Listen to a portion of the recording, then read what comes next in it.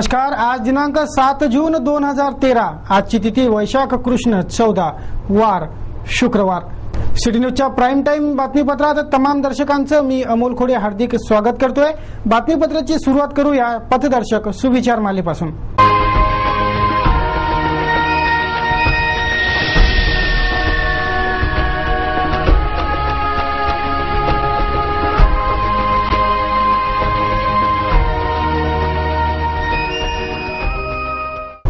सर्वप्रथम बघूया बातमीपत्रातील ठळक बातम्या। 10वीचे निकाल ऑनलाईन घोषित। 12वी प्रमाणे 10वीच्या निकालातही पुन्हा मुलींनीच मारली बाजी। सर्वच गुणवंत विद्यार्थ्यांचं होत आहे अभिनंदन। 5 लाखांचा गुटखा झाला जप्त। पोलीस व औषधी प्रशासन विभागाची कारवाई। शहरभर सर्रास खपतोय गुटखा व पान मसाला। वचक व नियंत्रणाच्या अभावाने सुरू आहे गुटखा व पान मसाल्याचा काळा बाजार। मान्सूनच्या दमदार हजेरीने शहरवासियांची झाली वाताहत। महापालिकेच्या मान्सून पूर्व तयारीवर उभे टाकले 100 प्रश्नचिन्ह। कधी होणार ही स्वच्छता, शहरवासियांचा जाहीर सवाल। तहसील कार्यालयात उसळते विद्यार्थ्यांची तोबा गर्दी। नॉन क्रिमिलियर प्रमाणपत्रांचे वितरण होते कासव गतीने।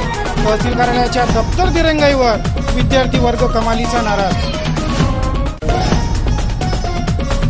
मान्सूनच्या दमदार आगमनाने सुखावला बळीराजा। शेती मशागतीचे काम अंतिम टप्प्यात। खरीप हंगामाच्या तयारीत व्यस्त झालाय शेतकरी वर्ग। या होत्या आतापर्यंतच्या ठळक बातम्या। ठळक बातम्यांचे प्रायोजक होते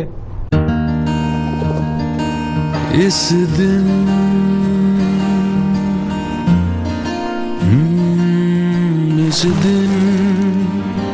का सबसे सुहाना पल कौन सा है, क्या कहता है।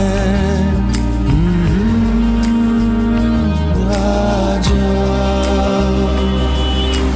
घर आजा।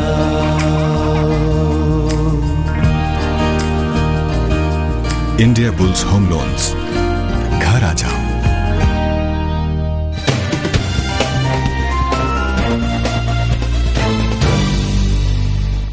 चला बघूया बातम्या विस्तारित स्वरूपात। बातमीपत्राची सुरुवात करू गुन्हेगारी जगताच्या बातमी क्राईम वॉच पासून। अंडा आमलेटच्या गाडीवर झालेल्या वादातून एका युवकाची जबर मारहाणीत हत्या झाल्यानंतर खळबळून जागे झालेल्या पोलीस यंत्रणेने शहरभर कारवाईचा आसूड उगारलाय। रस्त्यांच्या कडेला लागणाऱ्या हातगाड्यांवरही या कारवाईची मार पडली।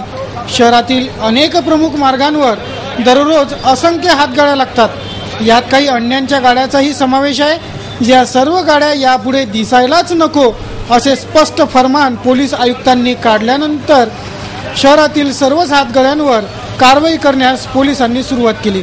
या कारवाईवर अनेकांनी संतापही व्यक्त केलाय। कित्येक जण पोलिसांशी हमरीतुमरीवरही उतरले होते। या कारवाईची शहरभर चर्चा असून पोलिसांना उशिरा जाग आली असा आरोप पोलीस यंत्रणेवर होतोय।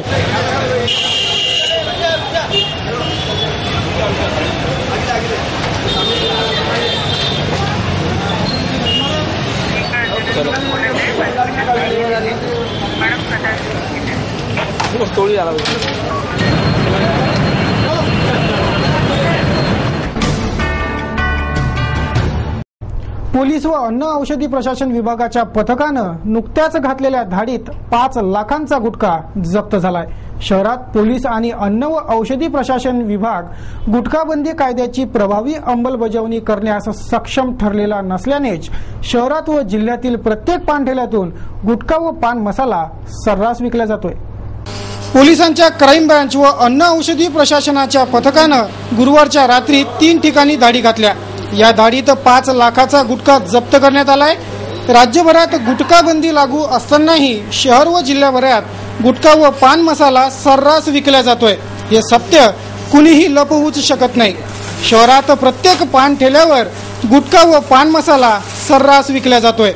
अन्न व औषधी प्रशासन विभागावर गुटखाबंदी कायद्याची प्रभावी अंमलबजावणी व कारवाई करण्याची जबाबदारी आहे खरी, परंतु हा विभाग या कारवाईसाठी तेवढा सक्षम नाही.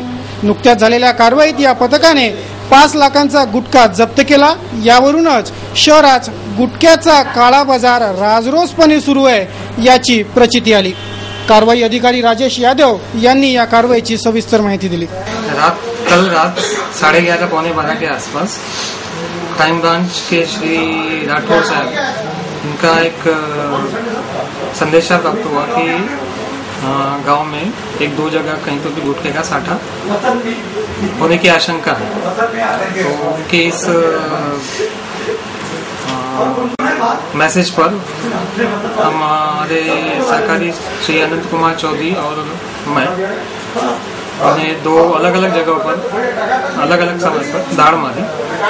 चौधरी साहब ने रामपुरी कैंप स्थित किसी ज्योतिष मंगलानी के घर पर से करीब 1,43,115 या 615 जो कुछ भी होगा इतने का गुटखा और पान मसाले का साठा जब्त किया. और उसके पहले कुछ 12:40 पर मैंने गौलीपुरा जो ये रतनगंज के पीछे है वहाँ के गोदाम से करीब 2,64,600 रुपये का गुटखा जप्त किया. बातमीपत्रात एक नजर टाकूया सामाजिक राजकीय तसेच काही संमिश्र घडामोडींवर. शुक्रवारी युवा स्वाभिमान संघटनेने तहसील कार्यालयातून संजय गांधी निराधार योजनेअंतर्गत लाभार्थ्यांना वंचित ठेवल्या जात आहे याकडे एका निवेदनातून लक्ष वेधलं. गेल्या 7 महिन्यांपासून संजय गांधी निराधार योजनेचे अनुदान वाटपच झालेले नाही. हे तात्काळ वाटप करा असा सल्ला या निवेदनातून देण्यात आलाय. 7 जून पासून पावसाळ्याची अधिकृत सुरुवात झाली. पहिला दमदार पाऊस सुद्धा दस्तक देऊन गेलाय तर शहर मात्र केविलवाण्या नजरेने महापालिका प्रशासनाकडे पाहत आहे.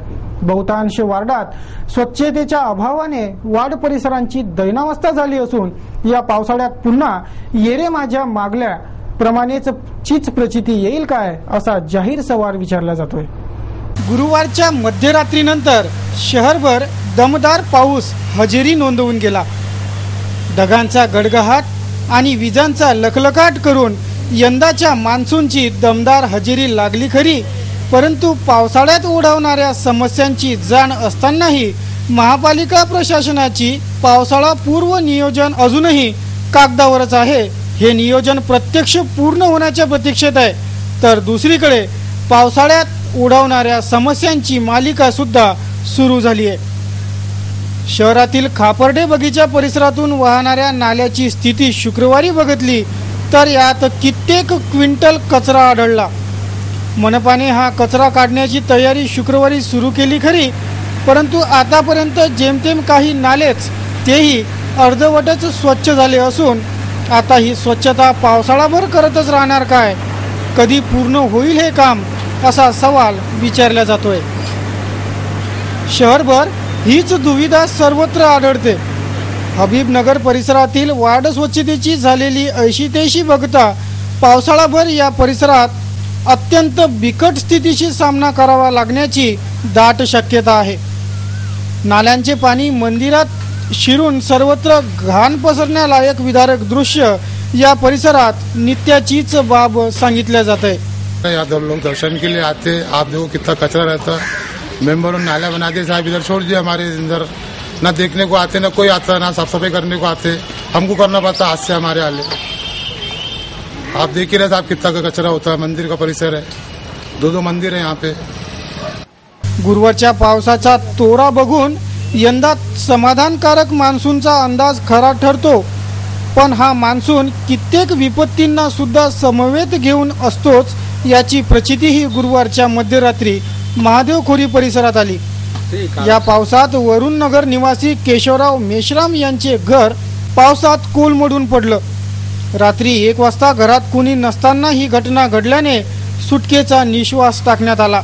अन्यथा प्राणहानीची भीती होतीच. वरुण नगर आणि गौतम नगर या परिसरातली कोणत्याही आजपर्यंत कामं झालेले नाही आहे. आमच्या इकडले पाणी वगैरे सबन साचलेलं आहे, नाल्या नाही बनलेल्या आहे. आमच्या मोहल्ल्यातील कोणतीच काही कामे झालेली नाही आहे. नगरसेवकांनी कोणतीच केलेली नाही आजपर्यंत या परिसरामध्ये. तरी आमची आग्रहाची विनंती आहे का या नगरातली आमचे सगळे काम समस्या सोडवण्यात यावी, ही माझी विनंती आहे. मी येथील स्थानिक लोकप्रतिनिधी, नगरसेवक, दोन्ही नगरसेवक तसेच आमदार यांना नम्र निवेदन करीत आहे की गेल्या अनेक वर्षापासून या परिसराचा विकास खुंटलेला आहे. अजूनही सांडपाण्याच्या नाल्या झालेल्या नाही आणि ज्या नाल्या झालेल्या आहेत त्या साफ केल्या जात नाही, बुजलेल्या आहेत आणि त्यामुळे जागोजागी पाणी साचलेलं आहे आणि साचलेल्या पाण्यामध्ये अतिशय दुर्गंधी होत असल्या कारणाने अनेक रोगांना निमंत्रण इथे पडत आहे. तसेच अनेक वर्षापासून इथे पाण्याची टाकी झालेली आहे परिसरामध्ये. पाण्याची टाकी झाल्यानंतर पाईपलाईन सुरू आहे, परंतु आमच्या वरुणनगर, गौतमनगर, गजानन नगर इकडे अजूनही नळ कनेक्शन मिळालेले नाही आणि तात्पर्य असं झालेलं आहे की संपूर्ण अमरावतीला अप्पर वर्धाचं पाणी मिळालेलं आहे, परंतु आमच्या नगरामध्ये अप्पर वर्धाचं पाणी कसं असते, शुद्ध पाणी कसं असते हे अजूनही आम्हाला मिळालेलं नाही. आम्हाला हापशीचं पाणी प्यावं लागते आणि त्यामुळे क्षारयुक्त पाणी मिळाल्यामुळे किडनी सारख्या अनेक रोगांना आम्ही बळी पडत आहोत आणि म्हणून लवकरात लवकर आमची ही पाण्याची समस्या सोडवावी, तसेच साफसफाईकडे लक्ष द्यावे. आमच्या या नगर परिसरातील वरुणनगर आणि गौतम नगर या परिसरामध्ये जवळजवळ 6-7 वर्षापासून एकाही नगरसेवकांनी या नगरसेविकांनी कुठल्याही प्रकारचं काम केलेलं नाही. या लोकांनी डेव्हलपमेंट चार्ज वगैरे भरून सुद्धा त्यांच्या नाल्याची त्यांना सुविधा उपलब्ध करून दिल्या नाही.